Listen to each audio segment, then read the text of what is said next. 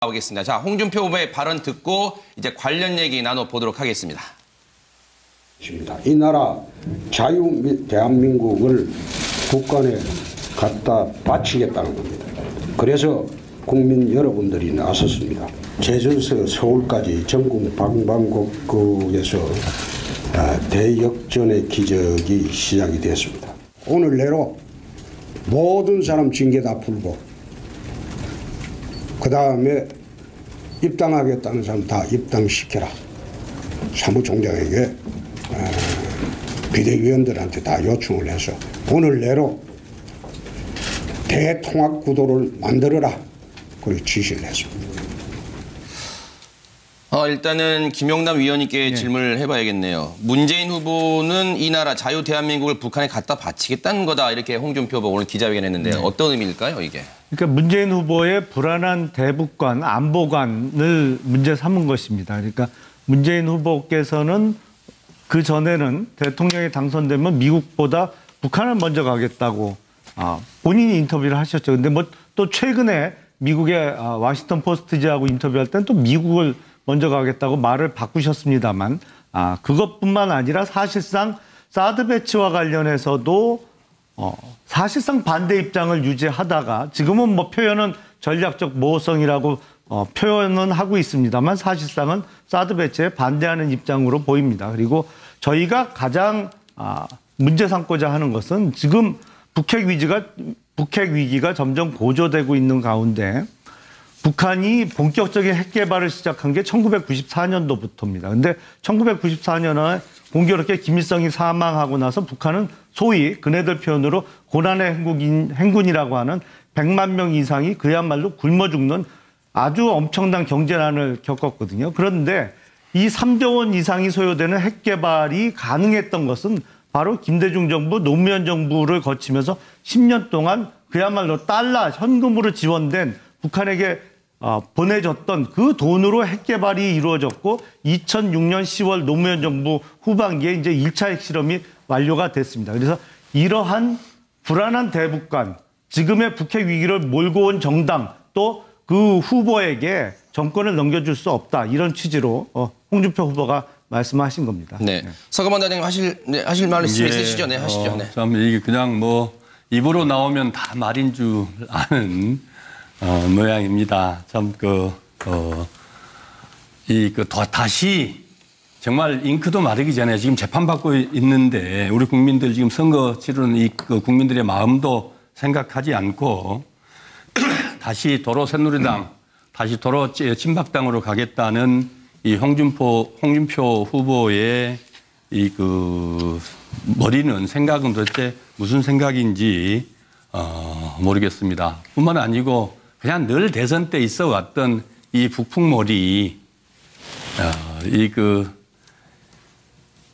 갖다 붙이면은 그냥 이 안보 불안 그다음에 이 북한 문제는 갖다 붙이면은 그 표가 나오는 줄로 아는 이런 생각에서부터 벗어나야 되겠다 이런 말씀을 드리고요.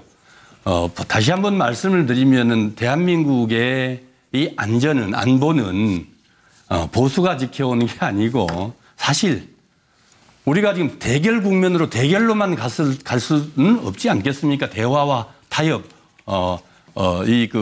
그러면서 핵으로부터 안전을 지켜내는 여러 가지 노력들을 해야만이 이 한반도의 평화가 찾아오고 지켜낼 수 있다는 겁니다.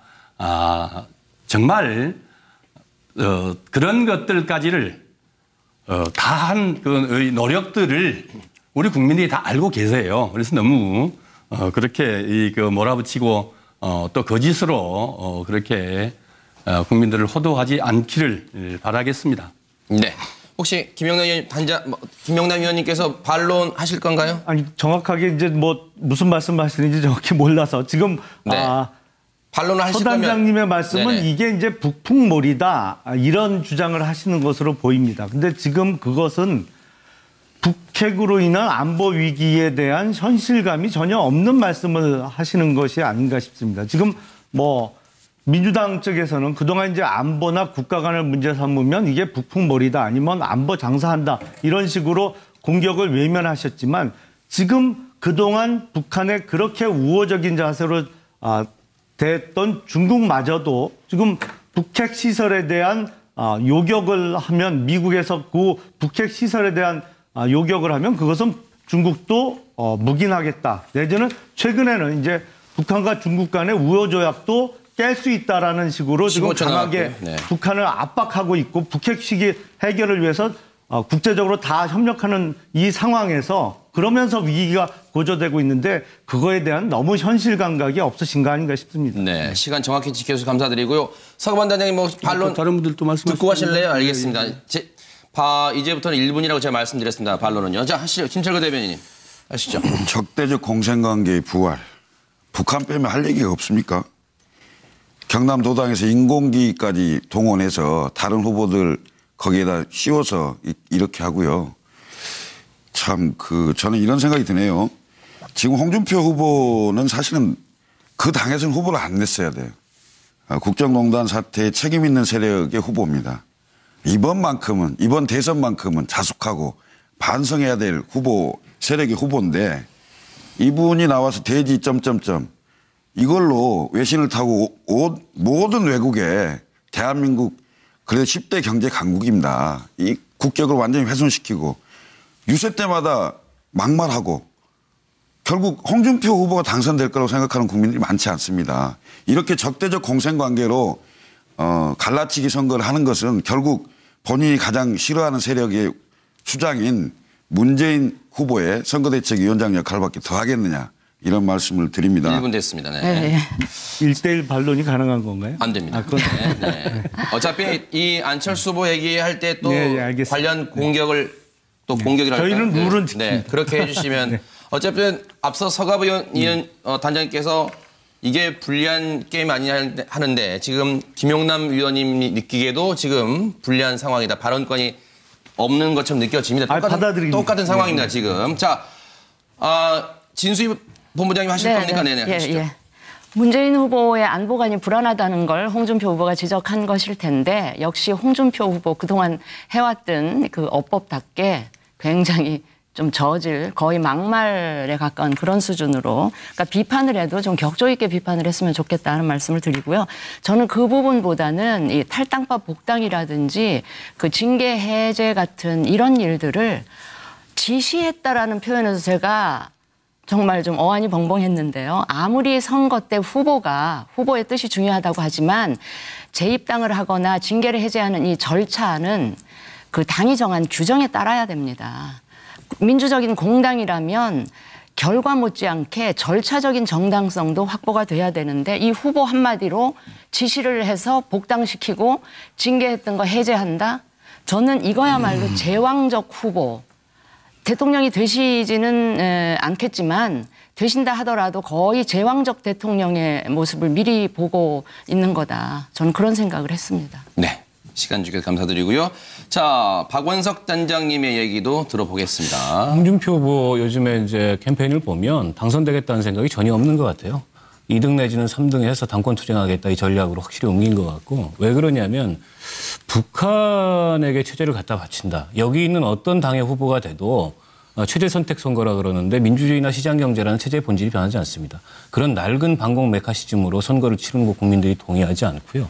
더더욱 그런 것은 지금 친박 징계받은 거 다 복권시키고 또 탈당파 받아들인다는 얘기도 했습니다만 요즘 유세하면서 돌아다니시면 박근혜 대통령이 뭘 잘못했냐. 헌법재판소 판결 나는 사법적으로 인정하지 않는다.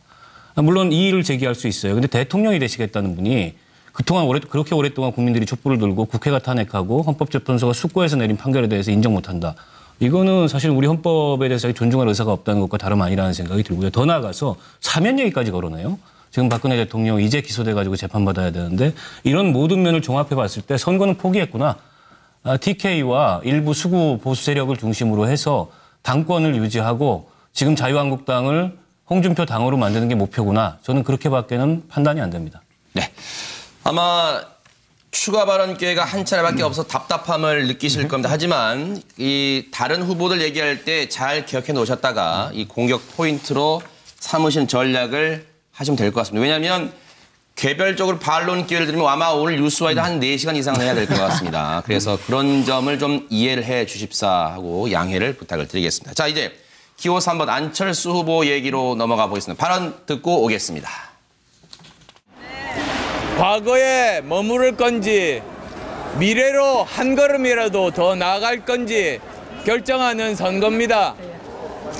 1번이 마음에 안 들 때 2번 찍고 2번이 마음에 안 들 때 1번 찍다 보니 우리나라가 여기까지 왔습니다. 친박이 다시 준동하고 있습니다. 다시 만약에 민주당이 집권하게 되면 친박을 중심으로 새누리당이 다시 살아납니다. 그런 일이 또 있으면 되겠습니까? 네, 뭐 일단 이 발언만 놓고 보면 일단은 핫하게 이 설전을 벌이실 캠프가 일단 딱 눈에 띕니다. 일단은 국민의당 안철수 후보 김철근 대변인 얘기도 좀 들어보겠습니다. 어떤 의미인가요, 저게? 과거로 갈 건지 미래로 갈 건지를 선택하는 선거라는 겁니다. 과거의 선거는 그러니까 박근혜 전 대통령의 탄핵 이전으로 회귀하거나 퇴행돼서는 정치가 안 된다. 이른바 1, 2당의 기득권 정치, 그다음에 싸움판 정치, 대결 정치, 진영 정치 이렇게 해서는 새로운 대한민국을 만드는데 한 걸음도 나가기 어렵다. 이런 얘기고요. 그래서 절박하고 간절한 마음으로 걸어서 국민 속으로 국민들과 함께 새로운 대한민국에 대한 공감을 높이고 있는 것이다. 이렇게 말씀드리겠습니다. 네. 누가 먼저 하실래요? 서가번 단장이 하실래요? 김용남 위원님 먼저 하실래요? 먼저 하시고. 그럴까요? 김용남 위원님 하시죠. 예. 네네.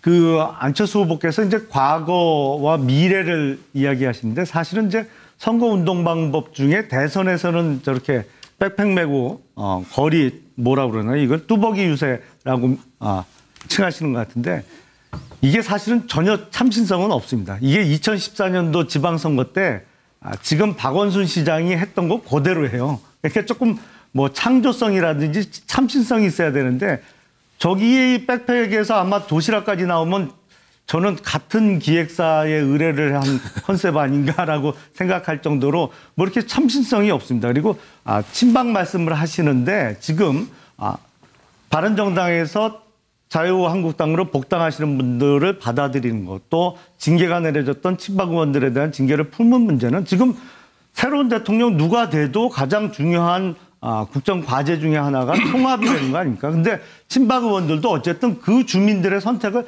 받아서 당선됐던 분들입니다. 그리고 복당을 지금 신청하신 분들도 불과 얼마 전까지만 해도 당을 같이 하시던 분들이에요. 그러니까 자기 주변에 있던 또 자기의 과거의 동지들도 통합을 못 이루면서 어떻게 국민 통합을 이야기할 자격이 있겠습니까? 그런 의미에서 홍준표 후보가 다 받아들여서 다 함께 힘을 합치자. 이렇게 결정을 한 것이고 진수 의원님 당을 떠나신 지 얼마 안 됐는데 잊어버리신 것 같은 저희 당원 당규상 대선 후보가 정해지면 당무 우선권이라고 그래서 대선 후보가 당무에 대한 최종 권한을 갖게 돼 있었습니다. 그 전부터. 네, 그래도 권한을 그런 식으로 행사하면 안 되죠. 네네. 일단 서가번 단장님 하실래요? 예, 안철수 우리 후보님 참 여러 가지로 답답하시겠죠. 좀 저렇게 배낭 메고 다니면서 하는 모습들도 좋아 보입니다만은 이런 점들을 한번 생각을 해봐야 될 것 같아요. 결국은 지금 호남에서는 문재인 후보에게 밀리고 또 이제 이 중도 보수 구애하다가 지금 결국 그 영남에서 홍준표 후보 뜨면서 밀렸지 않습니까? 지금 이제 와서 심상정 그 유승민 후보와 지금 이제 함께 하겠다고 하는데 좀 그런 것들이 결국 현재 안철수 후보의 현 주소 아닌지 결국은 미래를 얘기하면서 국민들에게 미래를 얘기하지 않고 문재인의 네거티브만으로 계속 일관된 메시지였지 않습니까? 결국 국민들이 안철수 후보가 정말 무엇을 하겠다는 것인지 그러면서 우왕좌왕하는 그 모습들을 보면서 어느 진영에서도 어느 진영에서도 환영받지 못하고 지지받지 못하는 그 현재의 모습들이 현재 지금 안철수 진영의 딜레마 아니냐 이런 생각을 합니다. 김철근 대변인께 반론 기회가 한 차례 있습니다. 그 점을 좀 상기하시고 그다음에 다 듣고 하겠습니다. 네, 다 듣고 하겠습니다. 네. 우선 저 홍준표 후보 뭐 보수 대통합이나 뭐 보수 결집 때문에 탈당파 입당 또 징계 해제 말씀하셨는데 물론 보수 대통합 결집해야죠. 이 기울어진 운동장 바로 잡으려면 결집해야 됩니다. 그러나 결집의 주체가 낡고 부패한 반개혁적이고 반헌법적인 자유한국당과 홍준표 후보가 주체가 될 수는 없다는 얘기입니다. 정말 새롭고 깨끗한 정의로운 보수, 따뜻한 보수가 이 보수 결집의 주체가 되어야 하고 보수 통합 이전에 선행되어야 할 것은 보수 혁신이다 하는 말씀을 드립니다. 네. 박원석 단장님 하실래요? 네네. 예, 그 안철수 후보 최근에 뭐 그 뚜벅이 요새 뭐 좋은 반응들을 얻고 있는 것 같아서 그 걷는데 힘드실 텐데 응원을 드리고요. 근데 안철수 후보께서 미래를 이번 선거의 캐치프레이즈로 내걸으셨는데 정작 어떤 미래를 얘기하셨는지 기억이 남는 게 없습니다. 그리고 TV 토론이나 이런 과정에서 오히려 미래를 얘기한 사람은 국민들께서는 심상정이나 혹은 또 유승민 후보나 이렇게 기억을 하고 계세요. 앞서 이제 서가번 그 단장님의 이의 제기도 있었지만은 무슨 굿모닝 이런 말이 나올 정도로 그 주 1위 후보 상대 후보에 대한 네거티브 여기에 주력했던 게 아닌가. 그런 점에서 효과적으로 안철수 후보가 말하는 미래를 잘 못 보여줬던 게 아닌가. 이런 점 좀 말씀을 드리고 싶고. 그리고 촛불 민심이 만든 대선이고 국민의당도 촛불 민심에 함께 결합해서 탄핵을 주도했던 그 정당입니다. 그런데 어느 순간에 이게 이제 보수층 끌어안기를 하면서 촛불 민심의 대열에서 이탈했다. 저희는 개혁의 대열에서 이탈했다. 이렇게 표현을 하는데 그런 점들이 안철수 후보의 정체성이 도대체 뭐냐, 어디냐. 그러면서 개혁 유권자들은 개혁 유권자들대로 또 보수 유권자들은 보수 유권자들대로 흔쾌히 마음을 못 내주고 있는 거 아닌가 이런 판단이 들고요. 저는 그 지금 뭐 남은 이제 선거 기간이 얼마 안 남았기 때문에 뭐 이 기간 중에 뭘 어떻게 하기 어렵겠습니다만 공동정부 말씀하시면서 심상정 후보 호명하고 유승민 후보도 호명하셨는데 저는 그 호명이 중요한 게 아니라 뭘 같이 할 거냐. 어떤 가치를 같이 할 거냐 이게 중요한 건데 그건 말씀 안 하시고 그 상대 후보들을 호명하는 거는 오히려 조금 좀 결례가 될 수 있는 거 아닌가 이런 생각이 듭니다. 요 얘기 덧붙여서 그러시죠. 아까 안철수 후보에 대해서 말씀을 못 1분 드려서. 기회가 있습니다. 1분 하시죠. 네. 엊그젠가에 안철수 후보 개혁공동정부 얘기하시면서 뭐 쭉 여러분들 같이 할 만한 분들을 말씀을 하셨는데 그중에 유승민 후보 경제적인 능력을 높이 평가한다. 그래서 자신이 당선이 되면 경제를 맡기고 싶다라고 하셨는데 지금 사실 우리나라가 경제 위기잖아요. 경제 대통령이 필요하다고들 많은 분들이 말씀을 하시고 또 안보 위기다. 안보 대통령도 필요하다 이러는데 안보에 관한 한 우리 유승민 후보 미스터 사드라는 별명을 가질 정도로 안보에 대해서는 확고하고요. 게다가 경제 능력까지 만약에 안철수 후보가 평가를 하신다면 유승민 후보에게 양보하시는 게 바람직하지 않을지. 왜냐하면 아마 지지율 때문에 저렇게 말씀을 하시는 것 같은데 만약에 지지율 때문이라면 좀 가슴 아픈 기억이시겠지만 몇 년 전에 이 지지율 낮은 누구죠? 박원순 시장한테 서울시장 양보해서 지지율 5%가 서울시장으로 당선되게 만드신 것처럼 이번 대선에서도 그렇게 할 의향이 없으신지 그렇게 좀 반문을 하고 싶습니다. 자, 이제 김철근 대변인의 반론 시간이고요. 주어진 시간은 1분이라는 점을 상기해 주시기 바랍니다. 전략을 잘 짜셔야겠습니다. 1분 드리겠습니다. 우선 진영 논리로 보면 안철수 후보를 이해하기 힘들 겁니다. 보수는 보수대로, 진보는 진보대로. 그리고 촛불 국민혁명은 보수의 국민만 간 것도 아니고 진보의 국민만 간 것도 아닙니다. 대한민국의 국정농단 사태에 분노한 대한민국의 많은 국민들이 간 겁니다. 그건 진보 보수 따질 게 아니라 이런 말씀 드리고요. 지금 탄핵에 반대한 세력, 개파 패권주의에 있는 세력을 뺀 나머지 모든 세력을 국민 대통합 차원에서 개혁 공동정부를 만들자는 취지였고요. 지금은 대통령 보궐선거 비슷하기 때문에 인수위가 없습니다. 인수위 없는 상황에서 선거를 며칠 앞두고 15분 남았고요. 네. 앞두고 집권을 했을 때는 이러이러한 사람들하고 같이 하겠다. 이런 취지로 말씀을 드린 거기 때문에 뭐 A에 어긋났다면 좀 이해를 해 주시고요. 양 세력을 뺀 나머지 모든 사람들과 함께 국민 통합에 나서서 새로운 대한민국을 만들어 나가겠습니다. 예. 자, 반론이 한 차례씩 남아 있습니다. 1분입니다. 사용하시죠. 예, 안철수 후보님 참 예, 충분히 충정을 이해합니다만은 정말 국가를 위해서 국민을 위해서 이 엄중한 시기에 내가 무엇을 하겠다. 이게 중요한 게 아니고 결국 사람들의 힘을 들여서 한다는데 급기야는 이제 김종인 전 대표 여러 가지로 능력이 있으신 분이겠죠. 모셔놓고 지금 어디 가셨는지 또 잘 안 보여요. 그 통합정부 하시겠다 이렇게 꾸린다고 하면서 누구 홍준표 후보하고도 함께 하겠다. 그래가지고 또 이 언론이나 국민들로부터 상당히 문매를 받았고 비판을 많이 받으셨던 기억이 있는데 그래서 그런가요? 어쨌든 지도자는 지금 이 힘들고 어려운 이 시기에 더군다나 이 북행으로 인해서 이 4대 주변국과의 관계까지도 지금 여러 가지로 잘해야 되는 이 지도자입니다.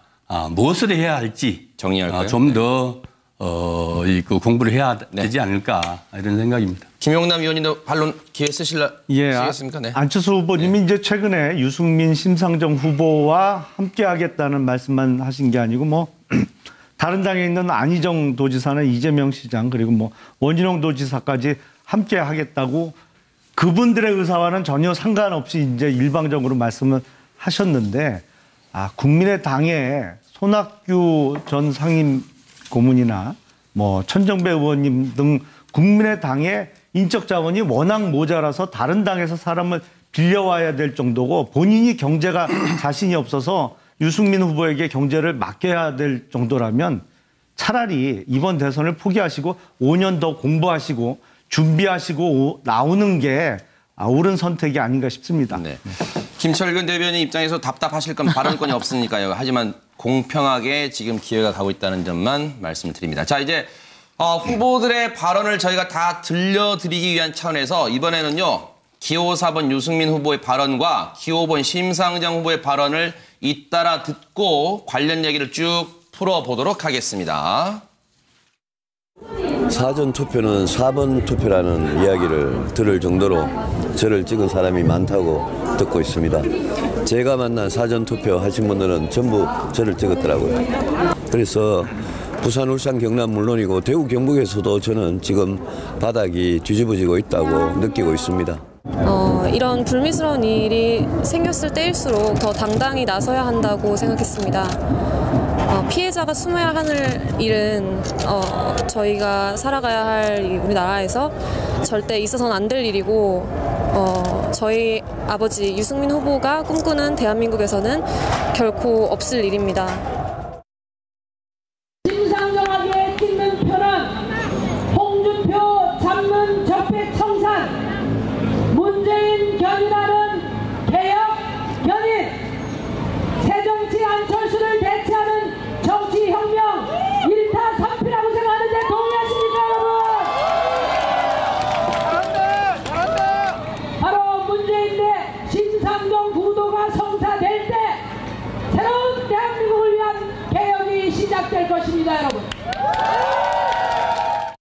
자, 먼저 그러면 해당 캠프 관계자분의 얘기를 듣고 또 반론이나 이런 얘기를 쭉 풀어가 볼 텐데 먼저 기호 4번 유승민 후보 아까 얘기 중에 지금 바닥이 뒤집어지고 있다 이런 말을 하고 있는데 혹시 어떤 근거 있으신지 한번 말씀 들어볼까요? 그러니까 저희들이 현장 유세를 하다 보면 현장에서 느끼는 게 있어요. 우리 선거를 다 치러보시면 알겠지만 그러니까 그러니까 지지율 조사에서 잘 반영이 안 되는 그 체감하는 그 느낌이라는 게 있는데 그걸 보면 지금 우리 후보 말씀대로 뒤집어지고 있다 하는 느낌이 들고요.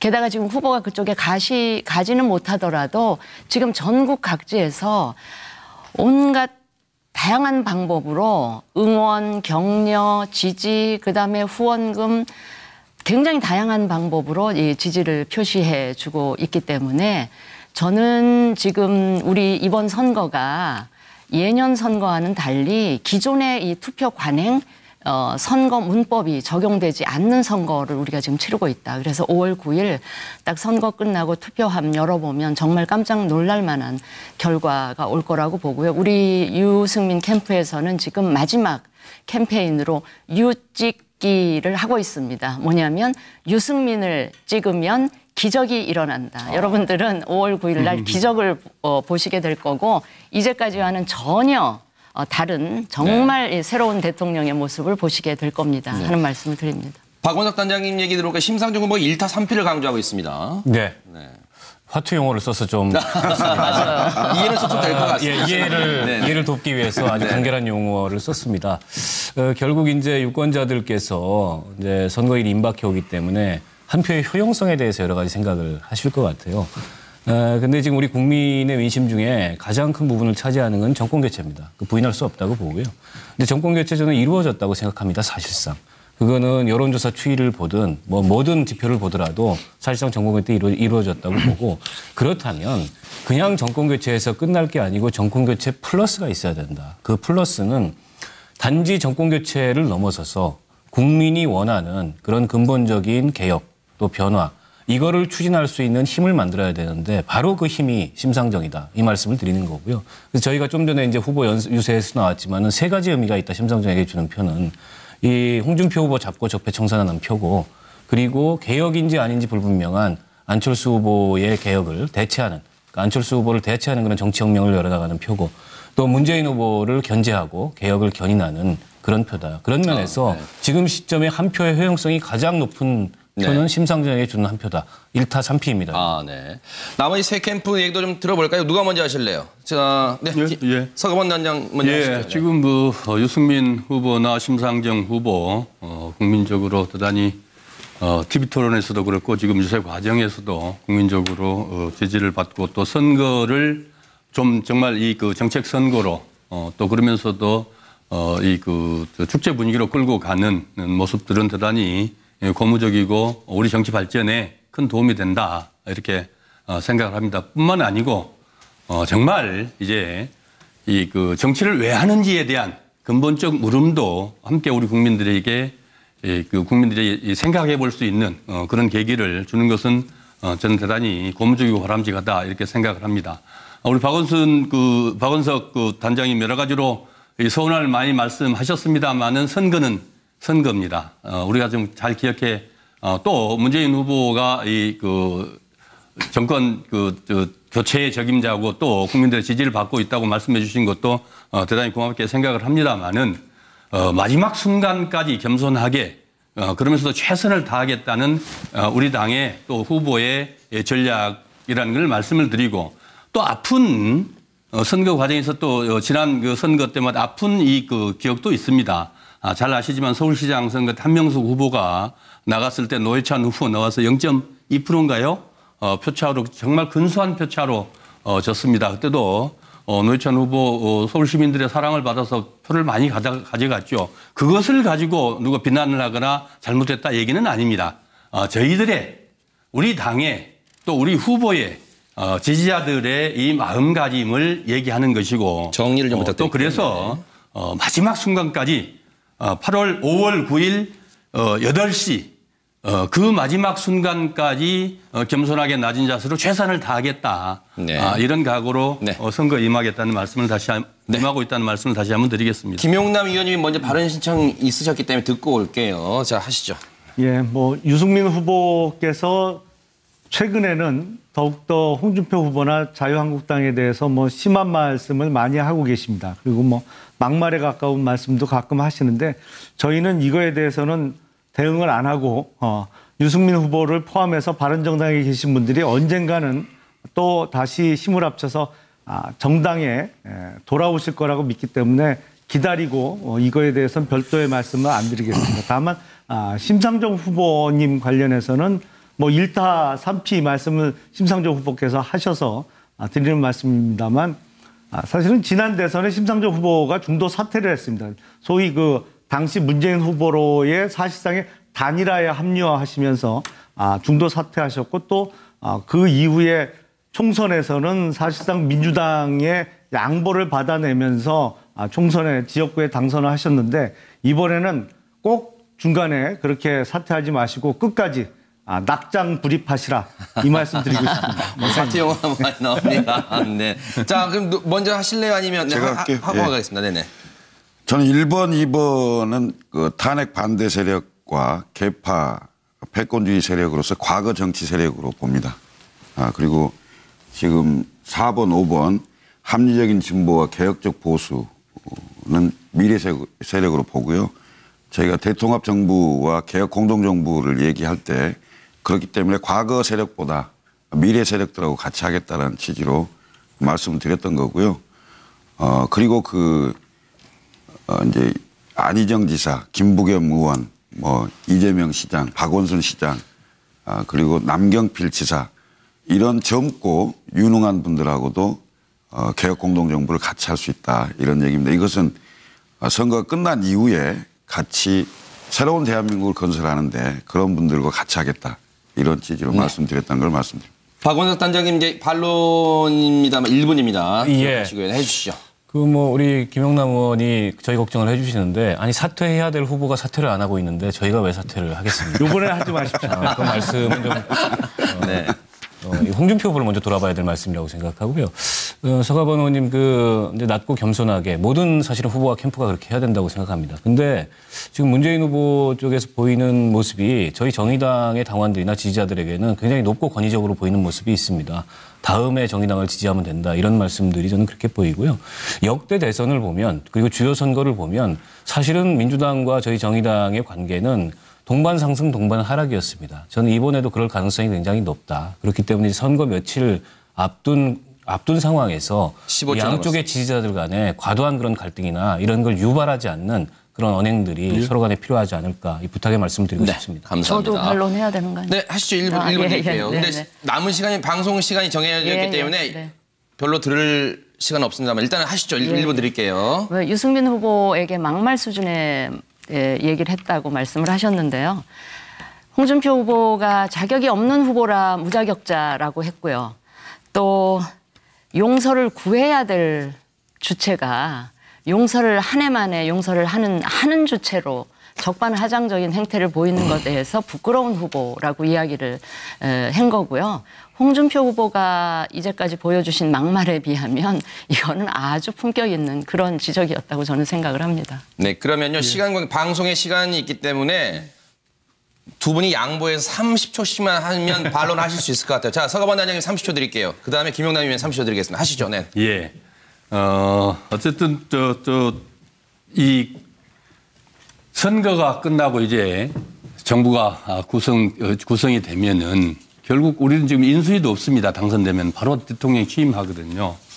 결국 문재인 후보 통합정부를 꾸리겠다는 겁니다. 합리적인 진보, 합리적인 보수 정당과 진영을 따지지 않고 능력 있는 모든 분들과 함께 대한민국과 대한민국 국민들의 행복을 위해서 좋은 정부, 능력 있는 정부 꾸리겠다는 게 문재인 후보의 각오고 또 그런 자세로 감사합니다. 우리가 선거에 임하고 있다 이렇게 말씀드리겠습니다. 협조해 주셔서 감사드리고요. 김용남 의원님 마지막 드릴게요. 30초. 진수희 의원님께서 말씀하셔서 저도 짧게만 말씀을 드리면 유승민 후보께 여쭙고 싶은 것은 그러면 지금의 자유한국당이 본인이 몸담았던 새누리당 아니면 한나라당 또 유승민 후보의 선친께서 몸담았던 민정당보다 더 낡았다는 판단을 하고 계신 건지 묻고 싶습니다. 그게 그전엔 안 그랬는데 지금 문제가 많이 생겼다면 최근에 생긴 문제는 힘을 합쳐서 고쳐야 되는 것이지 이렇게 분당을 하는 것은 도리가 아닌 것이 아닌가 싶습니다. 추가 반론은 나가서 대기실에서 제가 들어보도록 하겠습니다. MBN 뉴스 8도 많은 시청 부탁드리겠습니다. 함께해 주신 여러분 고맙습니다.